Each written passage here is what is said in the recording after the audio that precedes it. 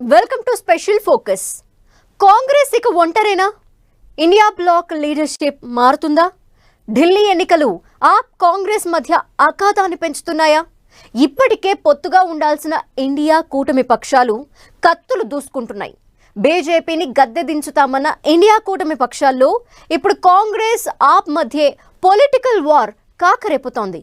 ఓవరాల్గా ఒంటరయ్యేది కాంగ్రెస్ ఏనా? ఇండియా బ్లాక్లో ఏం జరుగుతోంది?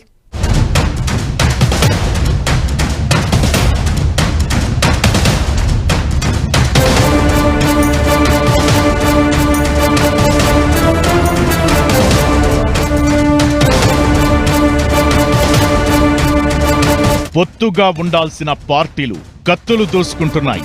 కలిసి నడవాల్సిన పక్షాలు ఏకపక్షంగా వెళ్లిపోతున్నాయి. మొత్తానికి ఇండియా కూటమిలో విభేదాలు చల్లారడం లేదు. పొలిటికల్ ఫైట్ పీక్స్ కు చేరింది. ఇండియా బ్లాక్ ఏర్పడిన ఏడాదికే విపక్ష పార్టీల్లో వరుస విభేదాలు, భేదాభిప్రాయాలు కంటిన్యూ అవుతున్నాయి. ఎవరికి వారే యమునా తీరే అన్నట్లు సర్దేసుకుంటున్నాయి పార్టీలు. దీంతో కాంగ్రెస్ చివరికి ఒంటరిగా మారుతోంది. జమ్మూ కశ్మీర్, హర్యానా, జార్ఖండ్, మహారాష్ట్ర ఈ ఎన్నికల ఫలితాల తరువాత ఇండియా కూటమిలో కాంగ్రెస్ ను దుమ్మెత్తిపోస్తున్న పార్టీల సంఖ్య రోజు రోజుకి పెరుగుతోంది. అంతకు ముందు నుంచే కాంగ్రెస్ తీరును భాగస్వామ్య పక్షాలు తప్పుబడుతూ వస్తున్నా ఢిల్లీ ఎన్నికలకు ముందు ఆరోపణలతో ఇండియా కూటమిలో కాంగ్రెస్ పై కస్సుబుస్సుమనడం మరీ పెరిగింది. ముందు ఇండియా బ్లాక్ ను లీడ్ చేసే ఛాన్స్ కావాలని టీఎంసీ అధినేత్రి, పశ్చిమ బెంగాల్ సీఎం మమతా బెనర్జీ చేసిన వ్యాఖ్యలతో కూటమికి బీటలు వారాయన్నది స్పష్టమైంది. ఇప్పుడు ఢిల్లీ ఎన్నికల సందర్భంగా కాంగ్రెస్ తో పొత్తు పెట్టుకోకుండా ఆప్ ఒంటరి పోరాటానికి దిగింది. దీంతో భాగస్వామ్య పక్షాలు కాస్త వైరి వర్గాలుగా మారిపోయాయి. ఆప్ ఇప్పుడు మరో స్కెచ్ గీస్తోందని జాతీయ రాజకీయాల్లో జోరుగా చర్చ జరుగుతోంది. ఇండియా కూటమి నుంచే కాంగ్రెస్ పార్టీని బయటకు పంపించేస్తే ఓ పనైపోతుందన్న ప్రయత్నాలు ఆమ్ ఆద్మీ పార్టీ మొదలుపెట్టినట్టు చెబుతున్నారు. దీనికి తోడు ఆప్, బీజేపీపై కాంగ్రెస్ నేతలు రోజు విమర్శలు సంధిస్తున్నారు. ఆచరణ సాధ్యం కాని హామీలతో కేజ్రీవాల్ ప్రజల్ని తప్పుదోవ పట్టిస్తున్నారని దుమ్మెత్తిపోస్తున్నారు. దీంతో ఆప్ ఇక ఇండియా కూటమిలో కాంగ్రెస్ ను ఎలిమినేట్ చేసే దిశగా ఇతర పార్టీలతో మంతనాలు చేస్తోంది. ఎన్డీఏని అధికారం నుంచి దించేయాలి. ఇది ఇండియా కూటమి మెయిన్ టార్గెట్. అందుకోసమే 24 విపక్ష పార్టీలన్నీ దేశవ్యాప్తంగా మంతనాలు చేసి కూటమిగా ఏర్పడ్డాయి. కానీ ఈ ఏడాదిలో జరిగిన లోక్సభ ఎన్నికలు, ఈ మధ్య కాలంలో జరిగిన రాష్ట్రాల అసెంబ్లీ ఎన్నికల తరువాత పెద్దన్న పాత్ర పోషిస్తున్న కాంగ్రెస్ వైఖరిని తప్పుబట్టడం మొదలైంది. ఎన్నికల్లో విజయాలు సాధించలేని రాహుల్ గాంధీ లాంటి నాయకుల్ని చాలా రాష్ట్రాల్లో రోజు రోజుకు వీక్ అవుతున్న కాంగ్రెస్ ను ఇంకా ఎంతకాలం మోయాలన్న ధోరణి భాగస్వామ్య పక్షాల్లో పెరుగుతూ వస్తోంది. పైగా కూటమిని లీడ్ చేయాలనుకుంటున్న టీఎంసీ అధినేత్రి, బెంగాల్ సీఎం మమతా బెనర్జీ నాయకత్వానికి సమాజ్వాదీ, శరద్ పవార్ ఎన్సీపీ, ఉద్ధవ్ శివసేన సహా చాలా మిత్రపక్షాలు ఇప్పటికే జై కొట్టేశాయి. కాంగ్రెస్ ను నమ్ముకుంటే నడిసంద్రంలో నిండా మునగడం ఖాయమన్న ధోరణిలో వ్యవహరిస్తున్నాయి. దీంతో హస్తం పార్టీ ఏకాకిగా మారుతోంది. ఉద్ధవ్ ఠాక్రే, శరద్ పవార్, అఖిలేష్ యాదవ్ అలాంటి వాళ్ళకి ప్రస్తుతం కాంగ్రెస్ పార్టీ వదిలేసి ఎక్కడికైనా వెళ్ళే పరిస్థితి లేదు. అందువల్ల వాళ్ళు కంటిన్యూ అవుతారు కాంగ్రెస్ పార్టీతో. కానీ వాళ్ళు కూడా మమతా బెనర్జీ, కేజ్రీవాల్తో సంబంధాలు పాటు చేసుకోరు. ఏ రకంగా ఇది టర్న్ అవుతుందో ఇంకా మనం చెప్పలేం. ప్రాంతీయ పార్టీలు చాలామంది కలిసిపోయి వెళ్ళిపోతారా, కాంగ్రెస్ పార్టీని వదిలేస్తారా ఆలోచన కూడా ఉన్నది. కూటమి పక్షాల నుంచి కాంగ్రెస్ కు ఓ పక్క వ్యతిరేకత వస్తుంటే సొంత పార్టీకి చెందిన నేతలు కూడా పక్కనే ఉంటూ ఇలాంటి వ్యాఖ్యలతో ఎత్తిపొడుస్తుండటం మింగుడు పాటం లేదు. ఇండియా కూటమికి అధ్యక్షత వహించే బాధ్యతను వదులుకునేందుకు హస్తం పార్టీ సిద్ధంగా ఉండాలని మణిశంకర్ అయ్యర్ లాంటి కాంగ్రెస్ సీనియర్లే కామెంట్స్ చేయడం ప్రస్తుతం కూటమిలో రగులుతున్న హస్తం పార్టీలో ముదురుతున్న పొలిటికల్ వార్ కు నిదర్శనం. దీంతో కేజ్రీవాల్, మమత కలిసి ఇండియా కూటమిలో పూర్తిగా చీలిక తెచ్చారన్నది స్పష్టమవుతోంది. మరోపక్క త్వరలోనే కాంగ్రెస్ ను బయటకు గెంటేసినా ఆశ్చర్యం లేదన్న అంచనాలు విశ్లేషకుల నుంచి వస్తున్నాయి. ఆధిపత్య పోరు, అనుకున్న టార్గెట్ ని వదిలేసి కుమ్ములాటలు, డామినేషన్ పాలిటిక్స్.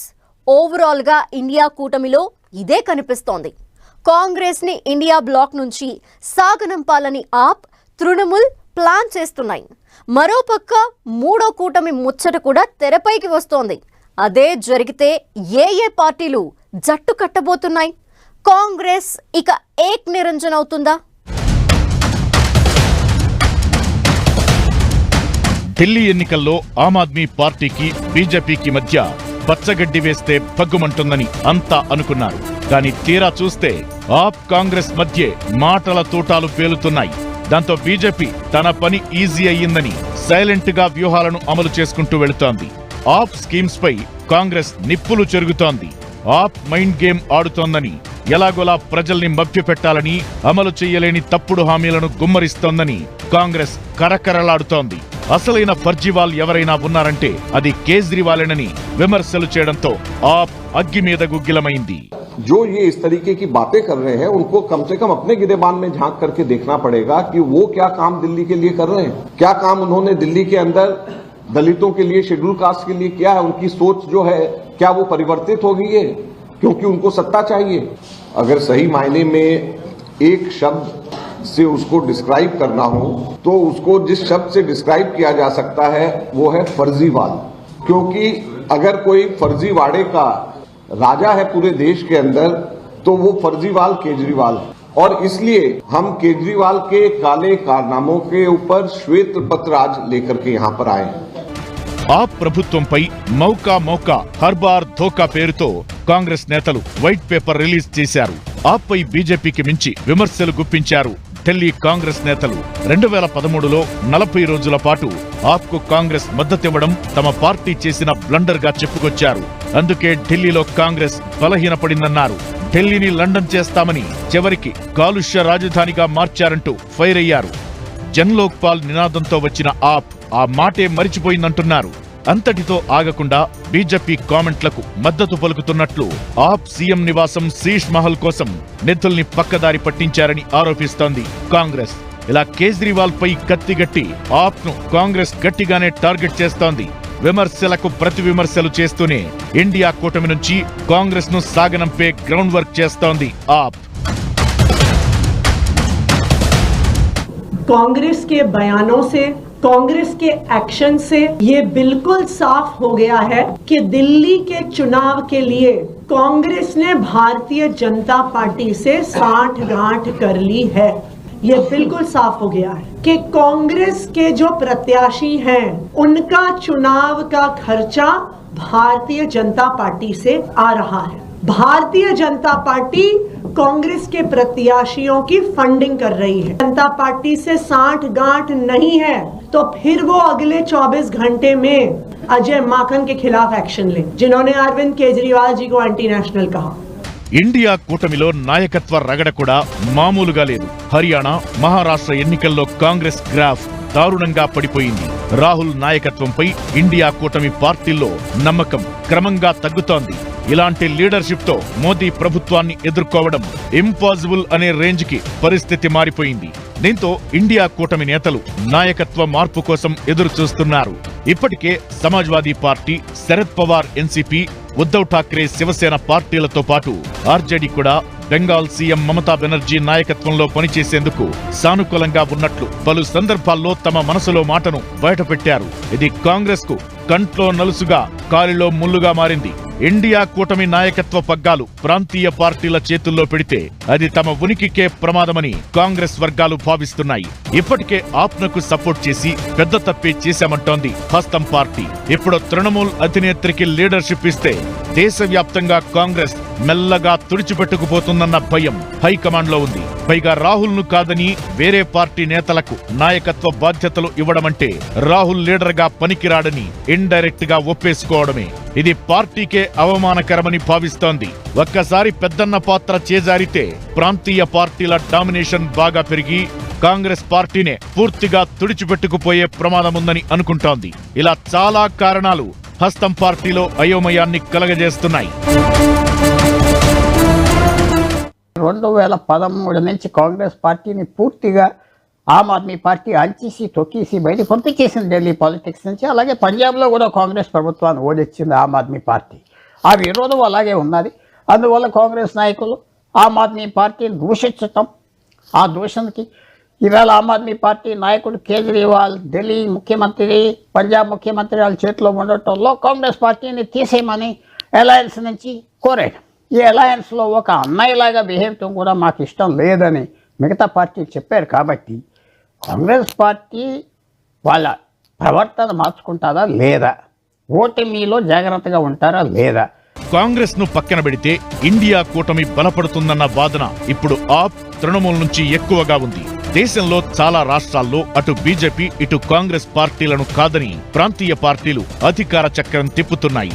తెలంగాణలో బీఆర్ఎస్, ఏపీలో వైసీపీ గత ఎన్నికలకు ముందు ఇలా జాతీయ పార్టీలతో దూరంగా ఉంటూ రాష్ట్రాల్లో బాగా బలపడ్డాయి. బీఆర్ఎస్ అధినేత కేసీఆర్ అయితే గతంలో తెలంగాణ రాష్ట్ర సమితిని భారత రాష్ట్ర సమితిగా మార్చి జాతీయ స్థాయిలో థర్డ్ ఫ్రంట్ ఏర్పాటుకు చక్రం తిప్పిన సందర్భాలున్నాయి. కేజ్రీవాల్, మమతా, అఖిలేష్, స్టాలిన్, హేమంత్ సోరెన్, నవీన్ పట్నాయక్ ఇలా పలువురు నాయకుల్ని ఏకతాటిపైకి తెచ్చే ప్రయత్నం చేశారు.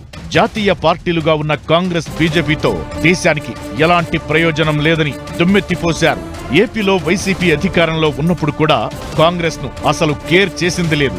అటు కేంద్రంలో మోదీతో సన్నిహిత సంబంధాలు నెరిపిన ఎన్డీఏ పక్షాన చేరింది లేదు. ఇలా దేశవ్యాప్తంగా చాలా పార్టీలు ఎన్డీఏ, కాంగ్రెస్ ఏతర పక్షాలుగా, న్యూట్రల్ పార్టీలుగా చలామణిలో ఉన్నాయి. ఇప్పుడు ఇండియా బ్లాక్ నుంచి కాంగ్రెస్ ను సాగనంపితే ఇలాంటి ప్రాంతీయ పార్టీలన్నీ తమతో జట్టు కట్టే అవకాశముందనేది ఆప్, తృణమూల్ ఆలోచనగా ఉంది. ఒకవేళ ఇండియా కూటమిలోనే చీలికలు ఏర్పడి కాంగ్రెస్ వైపు కొన్ని పార్టీలు వెళ్లినా థర్డ్ ఫ్రంట్ గ్యాప్ అవసరం అనేది దేశంలో ఉందని, కలిసి వచ్చే పార్టీలతో మూడో ప్రత్యామ్నాయ కూటమిని ఏర్పాటు చేయొచ్చన్న ధోరణిలో కేజ్రీవాల్, మమతా, అఖిలేష్ లాంటి నేతలు సమాలోచనలు చేస్తున్నట్టు తెలుస్తోంది. ఎలా చూసినా కాంగ్రెస్ ను ఒంటరి చేయడం మాత్రం ఖాయంగా కనబడుతోంది. థర్డ్ ఫ్రంట్ ఏర్పాటైన బలమైన రాజకీయ నేపథ్యం, క్రౌడ్ పుల్లింగ్ నాయకులకే సారథ్య బాధ్యతలు ఇవ్వాలన్నది మెజారిటీ పక్షాల అభిప్రాయం. మరి కాంగ్రెస్ ఈ క్రైసిస్ ను ఎలా డీల్ చేయబోతోంది? ఇండియా కూటమి పగ్గాలు వేరే పార్టీ నేతలకు అప్పగిస్తుందా, లేక కూటమి నుంచి ఎలిమినేట్ అవుతుందా? అదీగాక థర్డ్ ఫ్రంట్ ఏర్పడడానికి పరోక్షంగా కారణమవుతుందా? ఏదేమైనా కాంగ్రెస్ కు భవిష్యత్తులో ఒంటరి పోరు తప్పేలా లేదు.